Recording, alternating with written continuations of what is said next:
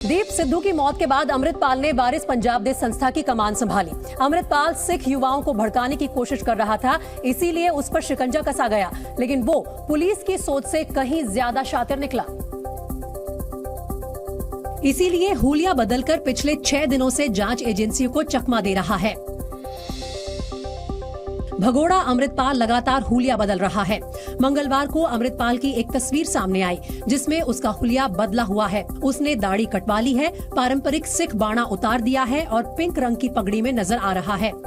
इस बीच अमृतपाल पंजाब पुलिस को चकमा देकर जिस बाइक से भागा था, उसे जालंधर से 45 किलोमीटर दूर दारापुर इलाके से बरामद कर लिया गया। यहाँ बाइक लावारिस हालत में खड़ी मिली। इस बीच भगोड़े अमृतपाल का एक और सीसीटीवी सामने आया है, जिसमें वो स्कूटर ठेले पर बाइक ले जाते हुए दिखा।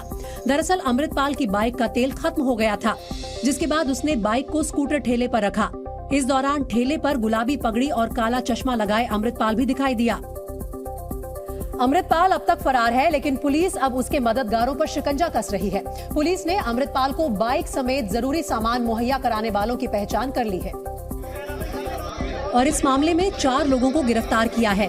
पुलिस का दावा है कि इन लोगों ने अमृतपाल सिंह को फरार होने में मदद की थी। आपको देखो, इनका जो रोल था चारों का, इसमें जो लॉजिस्टिक्स जो प्रोवाइड की इन्होंने, लाइक मोटरसाइकिल प्रोवाइड की है, फिर कार प्रोवाइड की है, उसमें इनका रोल था। और इस बीच पुलिस ने अमृतपाल सिंह के सहयोगी तेजिंदर सिंह उर्फ गोरखा बाबा को भी गिरफ्तार कर लिया। गोरखा बाबा खन्ना के मलौद थाने के मंगेवाल गांव का रहने वाला है। वो अक्सर अमृतपाल के साथ रहता था और अजनाला केस में भी नामजद है। बताया जा रहा है कि वो अमृतपाल का गनमैन हुआ करता था। सूत्रों के मुताबिक तेजिंदर के साथ गए 2 अन्य लोगों को भी हिरासत में लिया गया है। उनसे पूछताछ की जा रही है और पुलिस लगातार अमृतपाल को मदद पहुंचाने वाले लोगों पर शिकंजा कस रही है।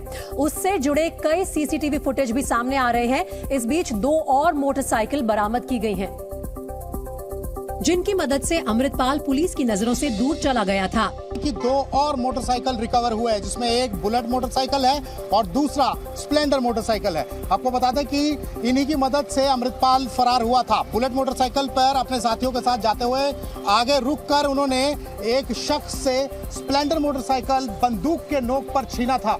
उसके बाद जो है वो स्प्लेंडर मोटरसाइकिल से फरार हो गया। अमृतपाल और उसके संगठन वारिस पंजाब दे पर शिकंजा कसने के ऑपरेशन में अब तक पुलिस ने 150 से ज्यादा लोगों को गिरफ्तार किया है। इन लोगों पर अमृतपाल की मदद करने का आरोप है। करीबियों पर शिकंजा कसने के साथ अमृतपाल की तलाश भी तेज कर दी गई है। जानकारी मिल रही है कि वो देश में ही है, इसलिए 8 राज्यों की पुलिस को सतर्क कर दिया गया है। इस बीच उसकी आखिरी लोकेशन हरियाणा में मिली है। जानकारी मिल रही है कि 19 और 20 मार्च को अमृतपाल हरियाणा के शाहबाद में रुका था। खबर ये भी है कि शाहबाद से एक महिला को हिरासत में लिया गया है। 19 तरीक ਨੂੰ ਕਰੀਬ ਰਾਤ ਨੂੰ ਉੱਥੇ ਪਹੁੰਚੇ, ਉੱਥੇ ਰਾਤ ਰੁਕੇ ਆ। ਉੱਥੋਂ ਦੀ ਵੀ ਇੱਕ ਸੀਸੀਟੀਵੀ ਫੁਟੇਜ ਸਾਨੂੰ ਮਿਲੀ ਆ, ਜਿਹਦੇ ਵਿੱਚ ਜਿਹੜਾ ਹੈ ਉਹਦੀ ਤੋਰ ਦਿਖ ਰਹੀ ਆ, ਅੰਬ੍ਰੇਲਾ ਲਿਆ ਹੋਇਆ ਹੈ, ਫੇਸ ਜਿਹੜਾ ਹੈ ਉਹ ਨਹੀਂ ਆ, ਪਰ ਚਾਲ ਤੋਂ ਪਤਾ ਲੱਗ ਰਿਹਾ ਹੈ ਕਿ ਉਹ ਜਿਹੜਾ ਹੈ ਅਮਰਿਤਪਾਲ ਸਿੰਘ ਆ। संभावना है कि अमृतपाल शाहबाद से यमुनानगर होते हुए उत्तराखंड जा सकता है, इसीलिए उत्तराखंड पुलिस को भी अलर्ट कर दिया गया है। हालांकि अमृतपाल की तलाश में 8 राज्यों की पुलिस को एक्टिव कर दिया गया है। पंजाब, हिमाचल प्रदेश, उत्तराखंड, दिल्ली, महाराष्ट्र, हरियाणा और उत्तर प्रदेश में अमृतपाल को लेकर हाई अलर्ट जारी किया गया है। अमृतपाल विदेश न भागने पाए, इसके लिए पहले से ही पाकिस्तान और नेपाल से सटे बॉर्डर पर बीएसएफ और एसएसबी अलर्ट पर हैं। अटारी बॉर्डर पर उसकी गुमशुदगी के पोस्टर भी लगाए गए हैं। और इस बीच एक बड़ी अपडेट आ रही है कि भगोड़े अमृतपाल का एक और सीसीटीवी वीडियो सामने आया है। इस सीसीटीवी वीडियो में अमृतपाल को शाहबाद में देखा गया है। हरियाणा के शाहबाद से ये सीसीटीवी फुटेज सामने आई है। छाता लेकर जो शख्स जाता दिखाई दे रहा है, बताया जा रहा है कि वो अमृतपाल है और ये सीसीटीवी फुटेज हरियाणा के शाहबाद से सामने आई है। इस फुटेज में आप देखिए, एक काला छाता लेकर जो शख्स जा रहा है, ये जानकारी सामने आ रही है कि वो अमृतपाल है।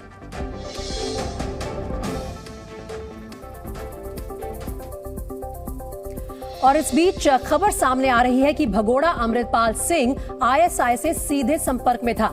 पाकिस्तान से ही अमृतपाल सिंह को पंजाब में खालिस्तान आंदोलन को फिर से भड़काने के निर्देश मिलते थे। भारतीय खुफिया एजेंसियों ने इस बारे में पंजाब सरकार को आगाह भी किया था। दरअसल अमृतपाल सिंह पर आईएसआई की नजर 2021 में पड़ी थी।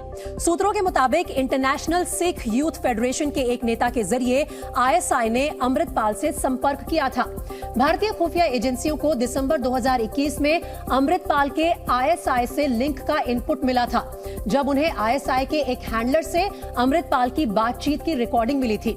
इस रिकॉर्डिंग में वसीम राणा नाम से बात करने वाले आईएसआई अधिकारी ने अमृतपाल को सिख युवकों को अपने साथ जोड़ने का निर्देश दिया था। अमृतपाल को सिख युवकों को एक आदेश पर सड़कों पर आने के लिए तैयार करने को भी कहा गया था। साथ ही सामाजिक मुद्दों को उठाकर पंजाब के लोगों की भावनाएं भड़काने के निर्देश दिए गए थे। अमृतपाल को सीधे खालिस्तान की बात करने की बजाय सिख धर्म से जुड़ी बातों पर जोर देने की सलाह दी गई थी। जानकारी ये भी मिली है कि अमृतपाल का चाचा हरजीत सिंह भी पाकिस्तान में रह रहे आतंकवादी लखबीर सिंह रोड़े के संपर्क में था। दरअसल ये सारी कवायद अमृतपाल को एक बड़े खालिस्तानी नेता के तौर पर स्थापित करने के लिए की गई थी। अमृतपाल को जरनैल सिंह भिंडरावाले की तर्ज पर तैयार करने की योजना थी।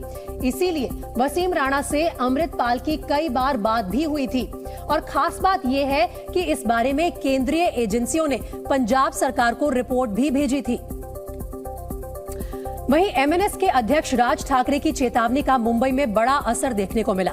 राज ठाकरे ने कल माहिम में बनी एक अवैध दरगाह का वीडियो जारी किया था और उसे तुरंत हटाने की चेतावनी दी थी, जिसके बाद पुलिस माहिम में उसी दरगाह वाली जगह पर पहुंची और पूरे इलाके को सील कर अवैध निर्माण तोड़ने की कार्रवाई शुरू कर दी। इस मुद्दे को राज ठाकरे ने सबसे पहले उठाया था। उनका कहना था कि ये दरगाह पहले नहीं थी, लेकिन अब अवैध रूप से इसे बनाया गया है, जिसको लेकर आप देखिए भारी पुलिस बल तैनात किया गया है। पुलिसकर्मी इस वक्त पूरी तरह से यहाँ पर मौजूद हैं। माहिम में दरगाह को समंदर के बीच में बनाया जा रहा था। हैरानी इस बात की है कि यहाँ से सागरी पुलिस स्टेशन कुछ ही दूरी पर है, लेकिन पुलिस वालों को अवैध निर्माण की भनक तक न थी। ये आप देखिए, ये सागरी पुलिस स्टेशन है। सागरी पुलिस स्टेशन के ठीक पीछे निर्माण कार्य चल रहा था, जो अपने आप में बहुत चौंकाने वाली बात है कि पुलिस के नाक के नीचे ये पूरी जो है कार्रवाई एक तरह से अवैध निर्माण की जा रही थी। सुबह जब प्रशासन की टीम अवैध दरगाह को तोड़ने पहुंची तो लोगों में हड़कंप मच गया। पुलिस दरगाह को तोड़ने के लिए पूरी तैयारी के साथ आई थी। पुलिस ने सबसे पहले दरगाह के पास से लोगों को हटा दिया और फिर अपनी कार्रवाई शुरू हुई, जिसके बाद जेसीबी मशीनें पानी में उतरी और उसी जगह पर पहुंची जहां पर समंदर के बीचों बीच दरगाह को बनाया गया था।